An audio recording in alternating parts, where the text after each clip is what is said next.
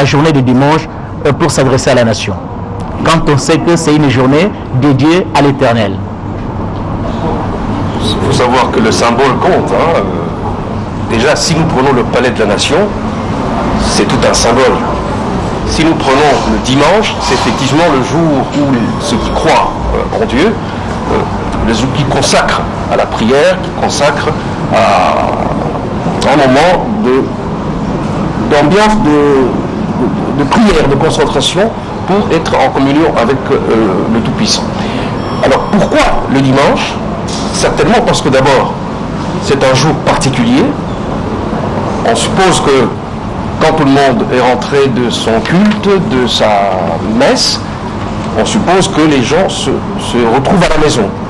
Et c'était, je pense, également un bon moment pour pouvoir, le président de la République, qu'il s'adresse à ses concitoyens. Sans doute y aura-t-il d'autres significations. Le plateau est ouvert, mais je me permets de proposer celle-là. Le plateau est ouvert. Jean-Pierre? Oui, je pense que c'est tout à fait symbolique d'abord que le chef de l'État puisse choisir un dimanche. Un dimanche, un peu comme l'a dit le porte-parole, eh bien, c'est un contexte particulier autour de l'audimat. Je pense que le dimanche, généralement, les gens se retrouvent en famille. Mais aujourd'hui, il y a un événement spécial. Un événement spécial. En d'autres lieux et circonstances, on aurait pu parler d'un match de football de Léopard. Mais aujourd'hui, les gens vont assister à un discours historique. Un discours qui est à plein de sens. Les gens ont des grandes attentes par rapport à ce discours-là. On le voit en se promenant dans la rue, en bavardant avec des amis. Donc les gens espèrent pouvoir écouter un chef d'État qui va parler, mais parler en rejoignant leurs préoccupations. Je pense que quand on fait le tour de la ville, c'est ce qu'on entend, c'est des échos qui nous reviennent. Les gens veulent absolument que le chef de l'État puisse prononcer un discours, qui puisse rencontrer leurs desiderata. Très bien. Giscard, peut-être que vous allez placer un mot, mais je voudrais que vous puissiez quand même nous faire le rappel des différentes dates depuis le premier message du garant de la nation jusqu'à aujourd'hui. Qu'est-ce qui s'est passé pendant ce temps? Merci beaucoup. Nous revenons dans la symbolique du lieu, après la symbolique du temps. Je vous en prie. Au palais de la nation, c'est ici que le pays obtint l'indépendance en 1960. C'est également le siège de la présidence de la République. C'est également ici où le chef de l'État, pendant 21 jours, a reçu les personnalités politiques et sociales les plus significatives. C'est cette symbolique qui l'amène aujourd'hui à pouvoir donner de résolutions issues de ces consultations sur le lieu même où ces consultations avaient eu lieu. Alors, pour revenir maintenant aux dates marquantes par rapport à ces processus de consultation, ici de rappeler ici que tout avait commencé le mercredi 21 octobre à l'issue de la cérémonie de prestation des serments des juges constitutionnels au Palais du Peuple, que le président de la République, contre toute attente, en tout cas au moins aussi attendait le moins, pris la décision de pouvoir s'adresser à la nation dans les 2 jours qui suivaient. Les 2 jours, c'était justement le vendredi 23 octobre 2020 à 20h pile sur les antennes de la télévision nationale. Le président de la République, Félix-Antoine Tshisekedi Tshilombo, s'adressait à la nation à travers un message radio-télévisé. Un message un message justement, une allocution radio-télévisée de 6 minutes, ce n'est pas dans ses habitudes, à travers laquelle il annonçait les débuts de consultation en vue de créer une union sacrée pour la nation avec les forces sociales et politiques les plus significatives. Et le président de la République, à travers cette allocution restée historique, avait fait les constats de certaines divergences profondes sur la gouvernance du pays et sur un certain nombre de réformes. Alors, un peu plus d'une semaine après, nous sommes le lundi 2 novembre, débuté ici au Palais de la Nation les consultations voulues inclusives par le président de la République, chef de l'État. Et pendant 3 semaines, le président de la République, parfois jusqu'aux heures très tardives, était ici pour recevoir différentes personnalités venues non seulement de l'intérieur du pays, mais aussi de l'extérieur, le monde politique, ceux qui sont dans les institutions. C'était une espèce de tribune d'expression libre pour, sans toutes les procédures de protocole, échanger directement avec le président de la République. Et tous ou presque avaient adressé de mémorandums. Le 25 novembre, soit 3 semaines d'intenses travaux, d'intenses activités, cette date marquait la fin des consultations. Alors le bilan était largement positif parce que tous, ou presque, se sont accordés à reconnaître qu'il fallait une nouvelle impulsion sur l'action gouvernementale. Et comme cela avait été promis dans l'allocution du 23 octobre, le président de la République revient ici pour donner suite à ces consultations. Et nous voilà aujourd'hui, le dimanche 6 décembre 2020, au Palais de la Nation, siège de la présidence de la République, ici même où le président de la République avait reçu différentes personnalités pour ce grand oral qui restera en tout cas aussi historique que son discours d'investiture le 24 janvier 2019 ici. Donc le grand oral d'aujourd'hui en termes d'attente est en tout cas le plus important après son adresse à la nation le jour de l'investiture. C'était le jeudi 24 janvier 2019. C'était toujours, encore une fois, ici au Palais de la Nation. Je suis tenté de vous poser vraiment la question, à moins que M. Félix Kabala puisse ajouter quelque chose. Je vous pose une question.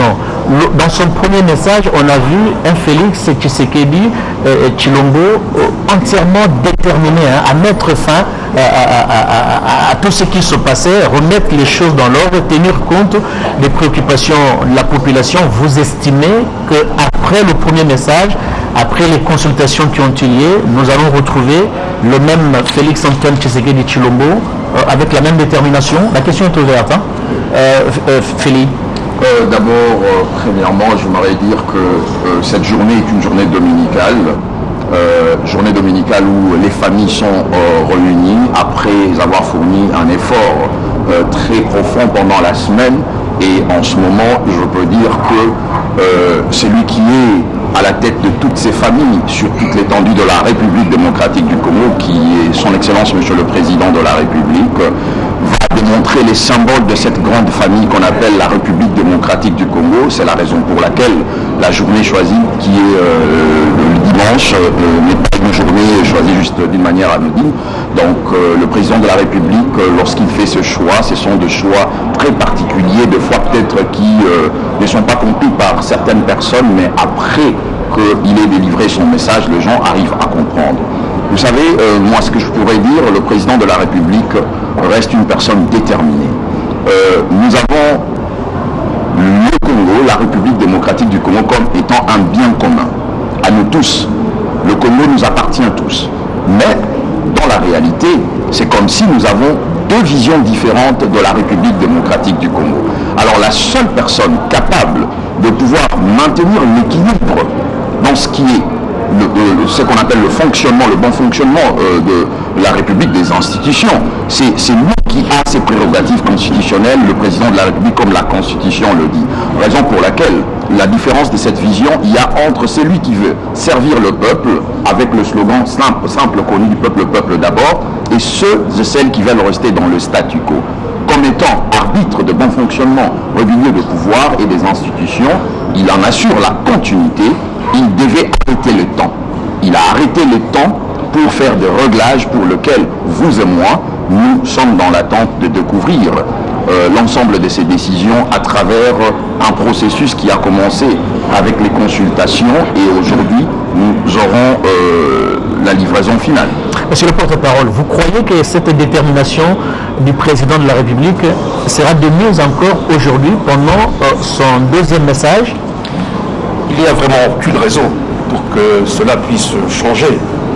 La détermination du président de la République a toujours été intense. On l'a vu depuis qu'il a accédé à la tête de notre pays. quelles que soient les circonstances, que ce soit pendant la déclaration de la Covid-19, on a vu la même détermination d'aller de l'avant pour trouver des solutions, pour relever le pays, pour donner le sourire aux Congolais. Il n'y a pas de raison donc aujourd'hui qu'il y ait une détermination moins grande. Peut-être pensez-vous, comme il s'est passé un laps de temps assez grand, mais c'est un laps de temps que le chef de l'État a mis à profit pour écouter, pour analyser et pour se forger davantage son opinion. Je reste convaincu que cette détermination dont il a toujours fait montre, c'est la même détermination avec laquelle aujourd'hui il va nous délivrer enfin ce message que les uns et les autres nous attendent. Jean-Pierre? Oui, ce qu'il faut comprendre d'abord, c'est qu'au moment où le chef de l'État fait son discours, il parle de consultation présidentielle, mais aussi l'autre maître mot, c'est en fait l'union sacrée de la nation. Alors, l'union sacrée de la nation, qu'est-ce que ça veut dire? Ça veut dire que c'est une démarche de rassemblement de forces politiques et sociales en vue d'une nouvelle gouvernance, mais une gouvernance qui va s'occuper du mieux-être de la population, un mieux-être consolidé de la population. Aujourd'hui, on va dire que c'est le grand jour, parce que le chef de l'État avait promis, à l'issue de son discours, qu'il reviendra devant la nation pour pouvoir délivrer les conclusions de ces avis et considérations qui ont été déposés sur la table. Il y a un travail qui a été fait en amont aujourd'hui. Le chef de l'État va devoir dire à la population ce qu'il pense, ce qui s'est passé, et comment il entend justement livrer la marchandise. Comme je l'ai dit tantôt, il y a des grandes attentes, mais je pense que le chef de l'État sera en phase avec les attentes de la population. Et si je pose, je vous ai demandé, parce que le président de la République sa détermination sera de mise, c'est avec raison.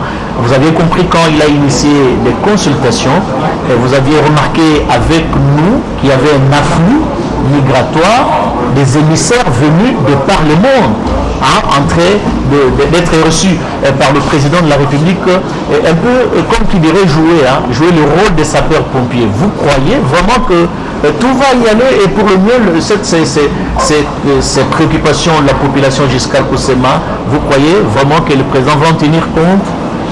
Oui, la détermination du président de la République s'est ressentie à travers ces prises de décision et ces prises de parole. Vous avez vu le temps qui a été mis entre le jour où il a pris la décision de parler et les jours où son allocution est arrivée, c'était en 24 heures, en 48 heures, de 2 jours. En 48 heures, donc on est le mercredi 21, le vendredi 23, il s'exprimait. Et lorsqu'il s'exprime, un discours profond, ce sera le plus court en tout cas de tous les chefs d'État qui ont gouverné la République démocratique du Congo. De 6 minutes. En 6 minutes, mais un discours très profond où chaque mot apportait une information particulière. Et à travers ces discours, comme je le dis, il fait un état des lieux. Il fait un état des lieux et puis il prend des décisions. Et on a senti cette détermination se faire ressentir à travers même le paralangage. On a vu la détermination du président de la République dans sa prise de parole, avec une détermination en tout cas toute particulière qu'on lui reconnaît, et on l'a ressenti par la suite lorsque ces consultations ont commencé ici. Donc il lui arrivait de venir très tard et à aucun moment il n'avait coupé la parole à ses interlocuteurs. Chacun exposait ce problème tout le temps que cela pouvait lui prendre.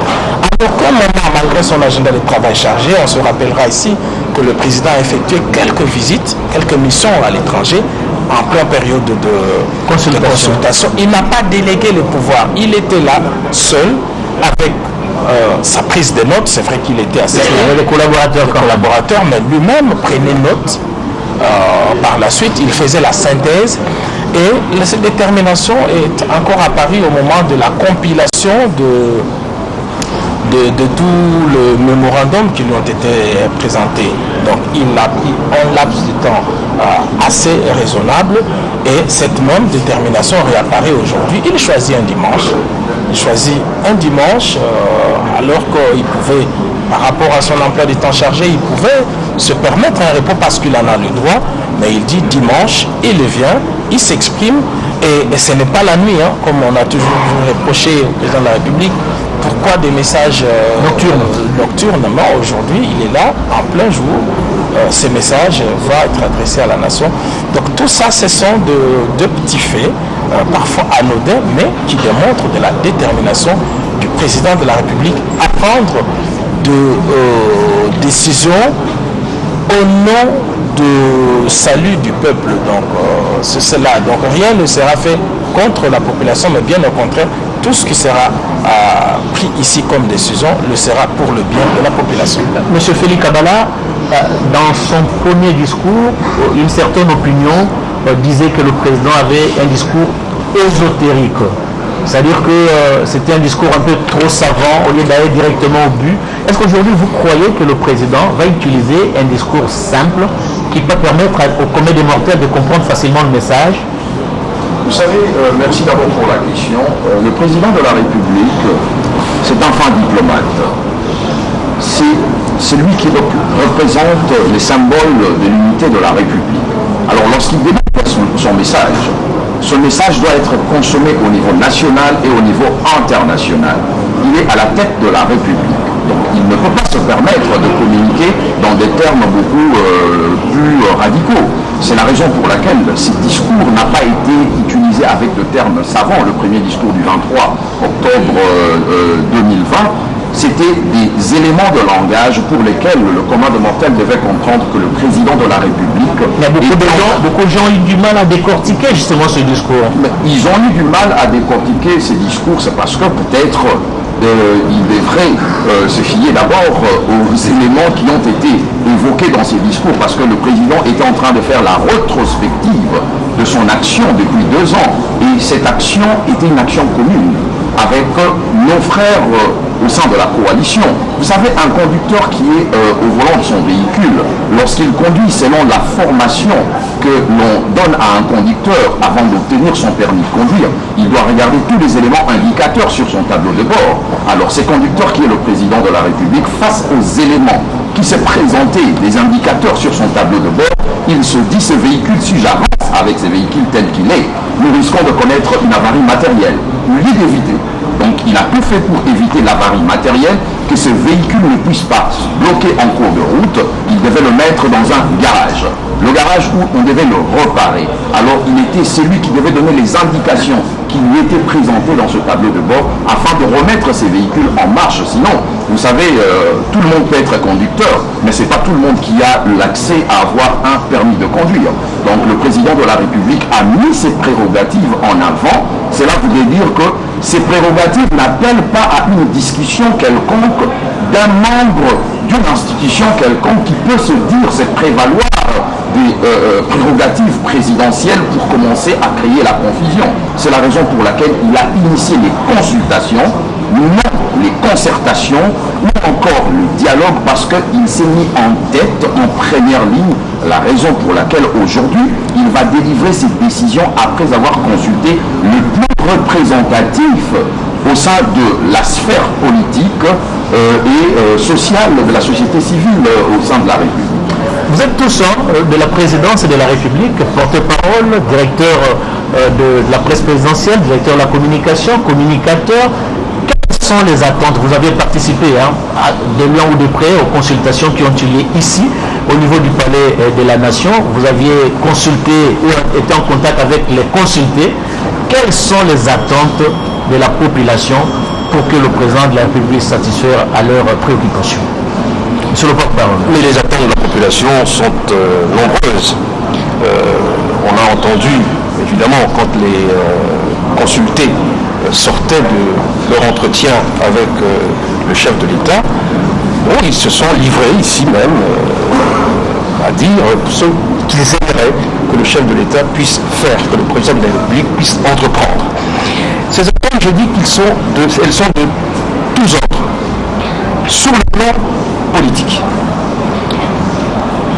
Les personnes qui ont été consultées par le président de la République se sont rendues compte qu'il y avait une marche chaotique au sein de la coalition, que les deux protagonistes principaux de cette coalition ne semblaient pas regarder dans la même direction.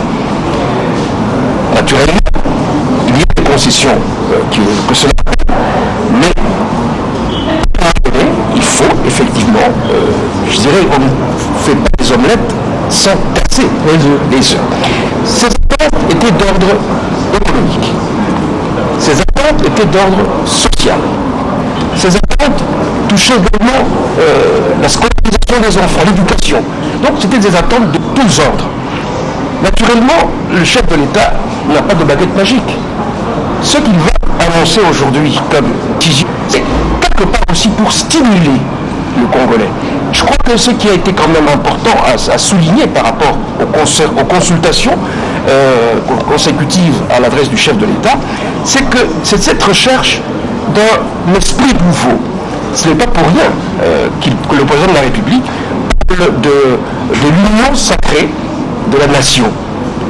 Ça peut regarder dans la même direction, même si politiquement on a des idées, on a des attentes différentes. Mais au moins se dire que l'intérêt du peuple, d'ailleurs il le dit souvent, oui. Ça nous populi, c'est la loi suprême yes. Donc, c'est quelque chose qui serait nouveau à mon avis, et qu'il est, que le Congolais là où il est, se sentent véritablement concernés par la vie de ce pays, de son semblable, de son concitoyen. Et ça, c'est quelque chose qu'il a su obtenir, parce que nous avons entendu, même certains responsables,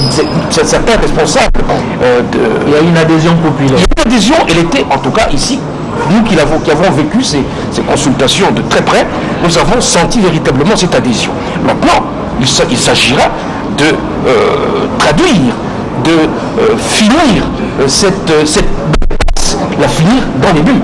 Et c'est ce que nous attendons aujourd'hui, en disant également que le peuple est rangé, va se ranger derrière le chef de l'État si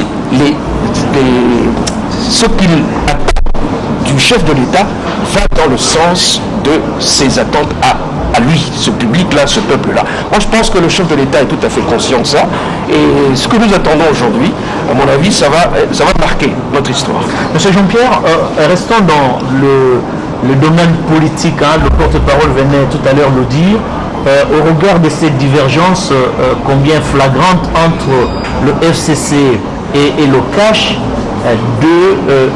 qui sont tous dans la coalition, vous espérez que c'est un divorce consommé et nous allons le vivre tout à l'heure dans le discours à la nation du président de la République, discours, je vais dire divorce consommé entre le FCC et le CACH. Le président n'a jamais parlé d'un divorce, mais il a évoqué un certain nombre de poids qui divergences que la coalition ne marche pas. Mais elles étaient en quantité industrielle, ces divergences-là.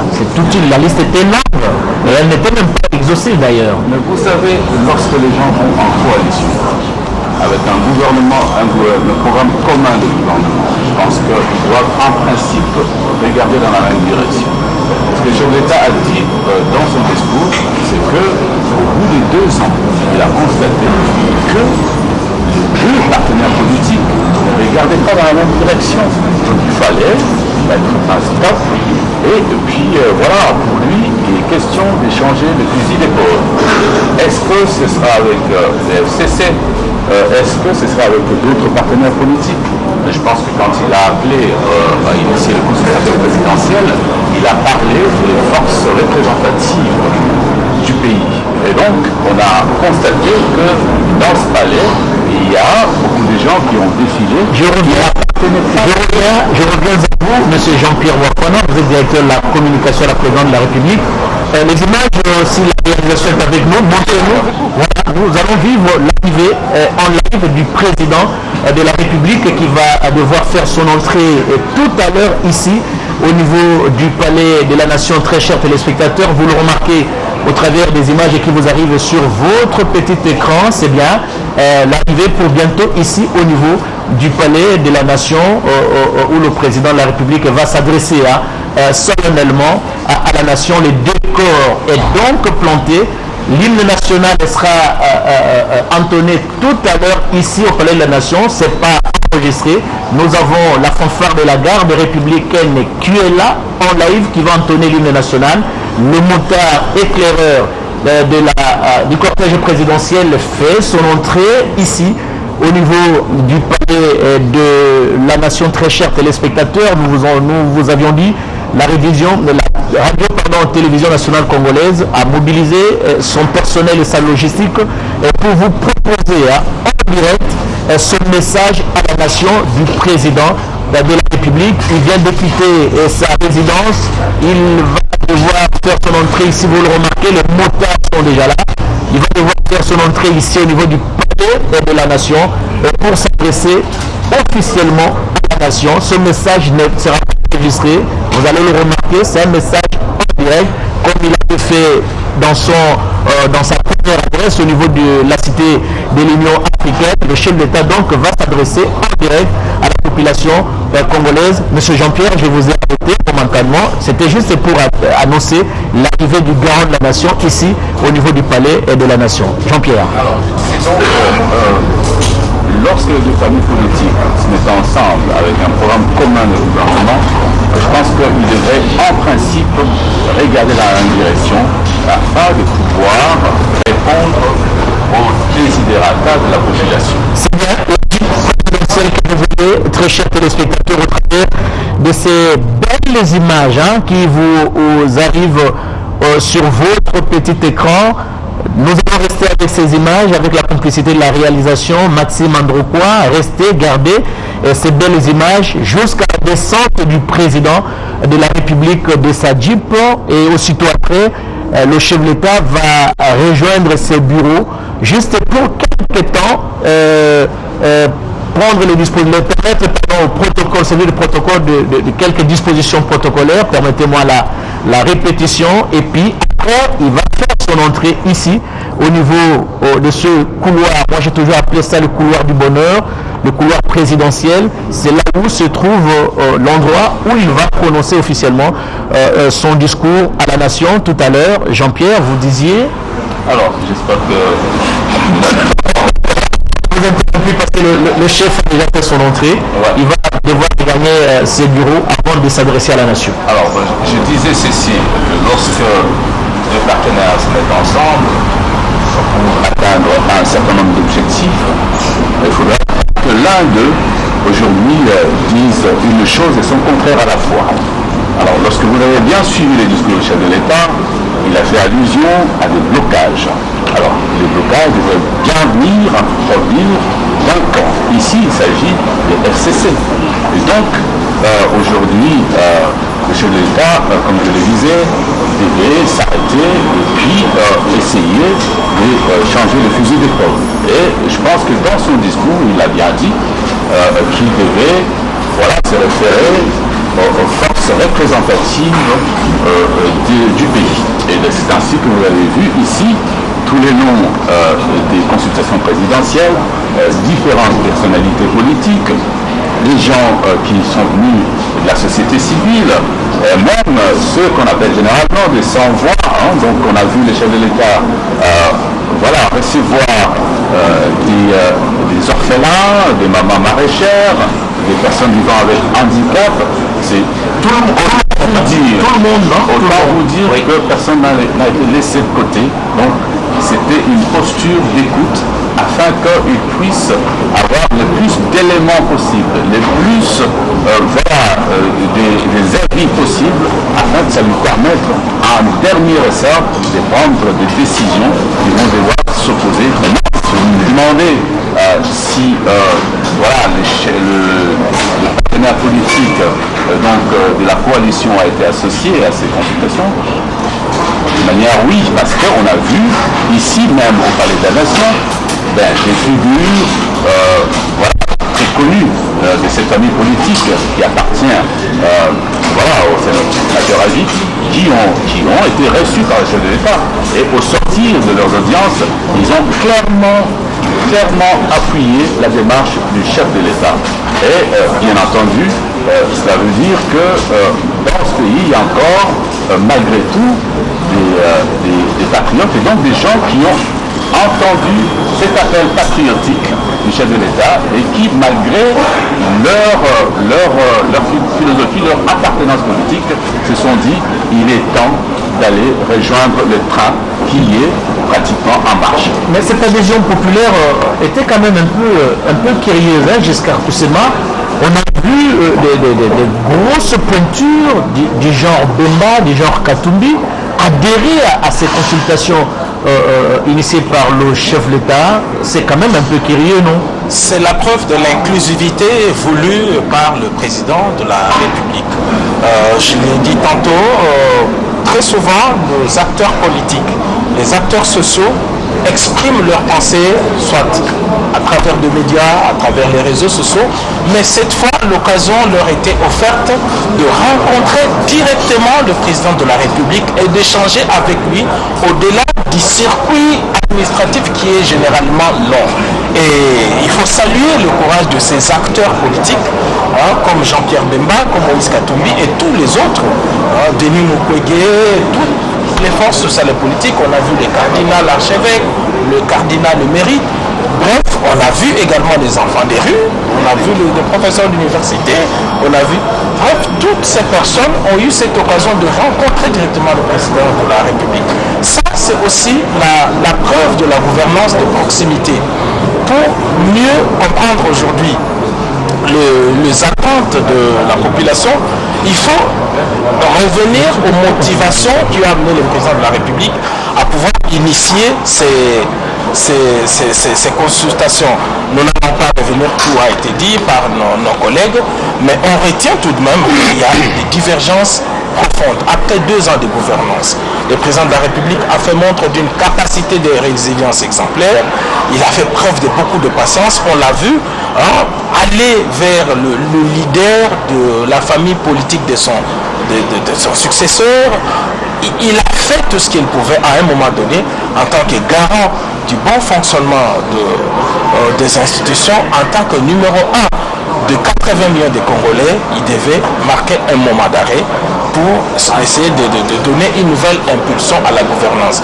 Aujourd'hui, quel que soit le camp politique, on s'accorde en tout cas à reconnaître que les choses ne marchent pas comme elles devaient l'être.